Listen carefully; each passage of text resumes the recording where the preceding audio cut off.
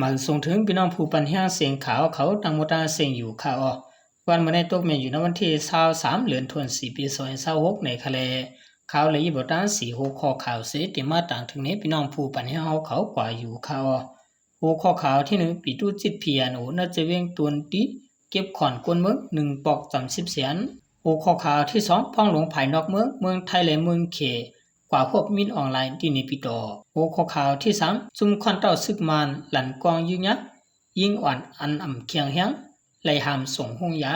หัวข้อข่าวที่4 MNDAA เอาเย็นเฮียงสิมาปกจอมปีไว้ในนาลินเซวิงนำตูอันทีอันเอากุมกำไว้ในข่าววันดังสุดในข่าววันกันก่อถามด้วยหัวข้อข่าวที่1เตรียมต่างไว้ว่าปีตุจิตเพียนน่าจะเวียงตวนที่เก็บขอนกวนเมือง1ปอก30เสียนในจอมกันค่ะตากำเทียมก้นกว่าการซื้อเลกาเจอจ่ายตามวลซื้อตะจุ่มปิตุจิตในสิเพียนเก็บเงินตีกวนเมืองเวียงจอกตะลงจะเวียงตวนที่อ่าน60เสียนเปียว่าในข่าวแต่หัวเลือนจันทบุรีปี2026ในมาในข้อด้านสีเลือนจุ่มปิตุจิตเพียนเอาข้ออังลอง1ยอกลอง1เก็บเงินตีกวนเมืองเวียงจอกตะลงหาวเฮียงนั่นตีปากขอนก้าขอนขึ้นแลเงินตะกำแถมก้นกว่าหักทำการซึกอีกว่าตากินเกี่ยวหลอกกอกนะจุ่มเขาป้าว่าในข่าวควรใจเวียงเกี่ยวตรงลาตีผู้ด้วยฮอกว่ามือเลี้ยวเงินก่อหายาการก่อมีขวานซ้ำในปันน้ำแต่เหลียวในเป้กินกวนเมืองย้อนขวานกามแหลมจุ่มอันเหตุการณ์ปันตันดากวนเมืองเกตเขบันปืนตีกวนเมืองในอ่ำมีเยาขาว่าไหนที่วันเกี่ยวตรงในพ่องปี2025นั้นไล่ปันขวาน1ปี1เสียนกล้วยว่าในเสตาพ่อหัวปี2026ในกล้วยไหลปันถึง8แสนเปียเลยเฮ็ดให้คนเมืองปุ่นติอยู่อยากกินเสไว้ว่าในข่าวเมื่อในหนังเก่าที่นวันนองเท้าเวียงสีแสงก่อปิตุจิตเพียนเก็บเงินตากำจอยก้นกว่าหักการซื้อโคกเหลือ1ปอกใน3แสนเปีย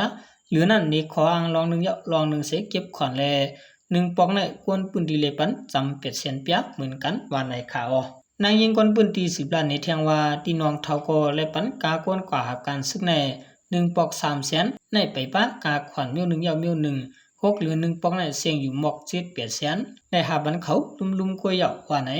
ขวัญปิตุจิตโปพีแอนโอเก็บตีกวนเมืองในเจเวียงอันเขากุมกำกุเหลือในเป็นขวัญกาขวัญหับการซึกกาหมักกวางกาตั้งกินตั้งย่ำเจียมเจอในหรือเสียเก็บขวัญน้ำเหยาเก็บปากกวนหนุ่มเนื้อวานส่งกว่าหน้าซึกกำซึงเลยให้ทากวนหนุ่มใจไปออกยานหวานแทงตั้งน้ำกวนปืนติหลัดหนังไหนไว้ปังตึกเย็นปิตุจิโปเด็กจะกวนไปเพซึกปอกอยู่ขึ้นเฮือนเย็บเผอมันเสเก็บขวัญตีกวนวันอยู่อำถาดว่าเลยกวนปืนติอยู่อยากกินเสกวันในข่าว10แนวข่าววันกันกว่าถอมด้วยหัวข้อข่าวที่2เตรียมตามไว้ว่าพ้องหลวงภายนอกเมืองไทยและเมืองเขกว่าพบทบมินออนไลน์ที่ในปิโตในจอมกันค่าพ้องลงภายนอกเมืองผู้หับการลงปองจึงเมืองไทยและเมืองเขออกข้าวตั้งกว่าที่เวียงหลงในปีต่อเปิดตาพบทบอุโอจอมจึงยึดเมืองมินออนไลน์เป็นตั้งการว่าในข่าวเมื่อวันที่21 เดือน2026เมื่อวันที่21 เดือน2026นั้นพ้องลงภายนอกเมืองไทยลูกเมืองไทยออกข้าวตั้งกว่าที่เวียงหลงในปีต่อตาพบทบอุโอจอมมินออนไลน์จึงยึดเมืองเปลี่ยนตั้งการถึงข้าวตั้ง2วันว่าในข่าวห้องการสื่อข่าวลงปองจึงซึกมินออนไลน์จึงยึดเมืองปืนเผาออกเป็นทางการไว้ว่าแกมพ้องลงนอกเมืองมันกูเกี่ยวก็หับตอนก่อนจะเลยฮบทบมีน้องหลายนั้นและจะเฮ็ดปางฮบทบอุโบกันเทียงกำหนึ่งเลยหับหมอกลาดว่าให้ฮบทบจอมผู้นำจันสูงในห้องการลงปองจึงซึกมันป้าเทียงว่าไหนภายห้องการพ้องลงภายนอกเมืองไทยเตะปืนเผาออกเป็นทางการไว้ว่าการตีปล่อยปันขึ้นจอมจึงเก่าอุวินมินเป็นรองมุมมองตาเฮ็ดให้จึงเมืองอาเซียนหับหันดีมากขึ้นรองหนึ่งอยู่ในเย้าไว้หลังจอมซึกมันยึดเมืองมินออนไลน์ไล่หับเปลี่ยนจอมจึงเป็นทางการเย้าอยู่ที่เมืองอยู่หิมกินจำกันในเสเมืองไทยส่งตัวเตียนพ้องหลวงนอกเมืองครบทบในข่าวหลวงบองจึงเมืองเขกว่าถึงมาในวันที่22ต่อถึงวันที่26 เดือน2026เข้าตั้ง3วันในพ้องหลวงภายนอกเมืองเขวังยี่เดี่ยวเข้าตั้งฮอดถึงเมืองมานเมืองไทยและเมืองกัมพูชาอยู่ในปืนเผาออกไว้ดังไหนภายเมืองไทยได้ปืนเผาออกเป็นทางการไว้ว่าวันที่23ถึงวันที่25 เดือน2026ในพ้องหลวงนอกเมืองเขตได้ครบทบตั้งพ้องหลวงนอกเมืองไทยว่าในข่าวพ้องหลวงภายนอกเมืองเขตได้ครบทบจอมจุ่มหลวงปองจึงเมืองมันเมืองไทยก็ย่ำกัดได้ออกเข้าดังกว่าครบปะหลวงปองจึง เมืองกัมพูชาแทงที่การฮุบทบตัวแดนหลวงปองจึงเมืองกัมพูชานั้นเตคบอูกันกว่ารองตาจัดปางกุมอุโบมหาปิวหาปอกอันตางสุดไหนผู้คันปากของกันภายพ่องหลวงนอกเมืองเขปืนเผาไว้หนังไหนเกี่ยวเลยพ่องหลวงภายนอกเมืองเตมาเมืองมานที่เวียงหลวงมีปีโตนั้นภายหลวงปองจึงซึกมินออนหลายจอมจึงยึดเมืองไปปืนเผาสั่งออกไว้ว่าในข่าวพ่องหลวงภายนอกเมืองเขวังยี่ในเมื่อซึกมันยึดเมืองซุ่มซึกและจุนปล่อยวันเวียงเหย่าเวียงหลวงปันจุ่มซึกเจ้าคืออ้อยหลี3จุ่มพ่องแผนการยันซึก1027ปกคำ2นั้นแนลูกตั้งเลียนลิ้นเมืองเขเมืองมานใช้ขี่ก้าวเข้าตั้งมาถึงในเวียงหลวงลาเชียวเมืองมานอ่อนตั้งสุดปานซึกมันยึดเมืองว่าในข่าวไว้หลังนั้นก็10จัดปันหาซึกมันยึดเมืองตั้งจุ่มซึกเจ้าคืออ้อยหลี3จุ่มก็ครบทบอุโบกันตีเมืองเขลายปอกลายกำเสถึงตีจุ่มซึกเก่าก้าง MNTAA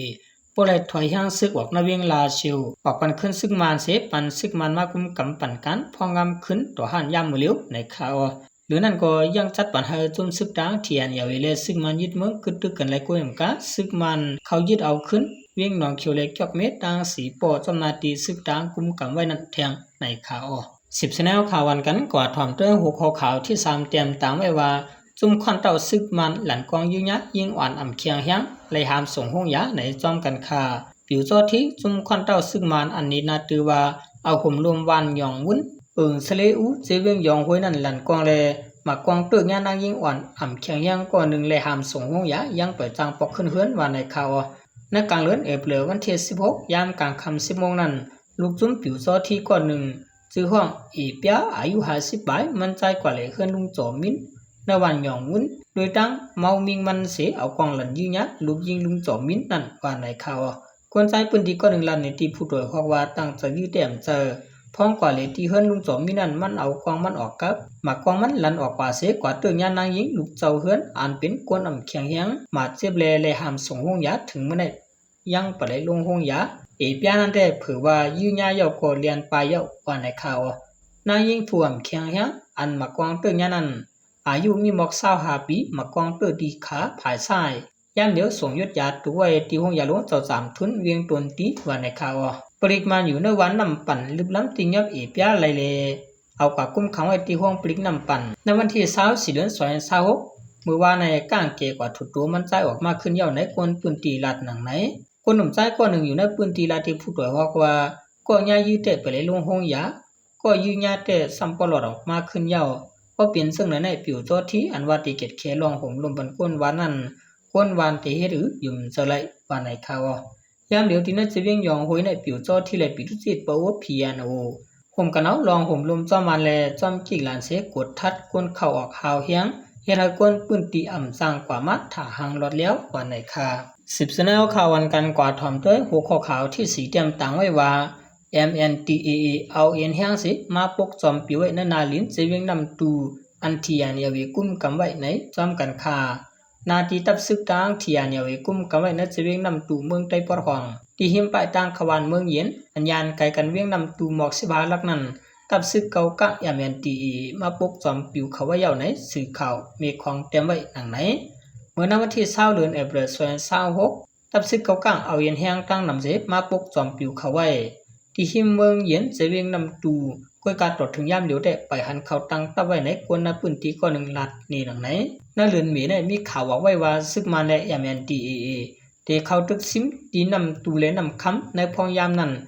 MNTAA ซัมมาปกจอมปิวในนาเลนเทียนยาเวกุมกำย่อขวันกันลูกตีอีนั้นมาตั้งนำเสมาปกจอมปิวภายเทียนยาเวเตพันเขาลัดกว่ามาต่อถึงเมืองเย็นอยู่ในกีฬาเซลและเมืองเย็นก็มีกิกลานเทียนยาเวไว้อยู่ก้อยกาจุ่มเขาอ่ำเฮหามลองกว่ามาตับซึกเขาก้างไหนกวนปืนตีลาดหนังไหนลองปกจอมปิวในมีลองตกลงกันดังเทียนยาเวอยู่หืออันว่านั้นแต่อ่ำไรหูเตียโตย่านเปลี่ยนพ้องมีข่าวว่าซึกมาแลซึกเก่าก้างตีหลอดตึกนำตูและนำคำนาเลือนหมีในลองอันเก่าก้างมาปกจอมปิวในเฮ็ดให้คนเมืองปืนตีก็เปลี่ยนปางตึกขึ้นอยู่ในข่าคนเมืองลาดว่าอ่ำคาเปลี่ยนปางตึกเย่าข้าเปลี่ยนอ้อยลีกันเสอย่าตึกกันเสกำคนเมืองก็ไปปางตึกอย่าเผือเฮือมวยหนาเย่าไหนคนเวียงนำตูก้อนหนึ่งลัดหนังไหนโดยเสียนั้นก็มีข่าวไว้ว่าเก่าก้างเต็มมักมันนาลินเขาต่อถึงวันนำตีอันมีไผ่ขวาเมืองเย็นนั่นในเย่าลองในก็ตึก10จอบทำอยู่ว่าในข่าเ เดือนมัด14วันซอย26นั้นเวียงกดขายอันเทียนยาวกุมกำไว้นั้นก็เกากลางมาตึกซิมเอาเสเลยถอนเป็ดตับเทียนยาวจะมีจำเสียนต่างหลวงลาเชียวหมู่เจนันเปียดว่าฉะนั้นหัวหน้าสองฝ่ายควบทบกันที่เวียงเหลากายเสตกลงกึตึกกันยาวเทียนยาวก็ไล่ถอนตับเขาออกหน้าจะเวียงหมู่เจกดขายเลลาเชียวปันยามยันตีเกากลางกว่าอยู่อันในคาอ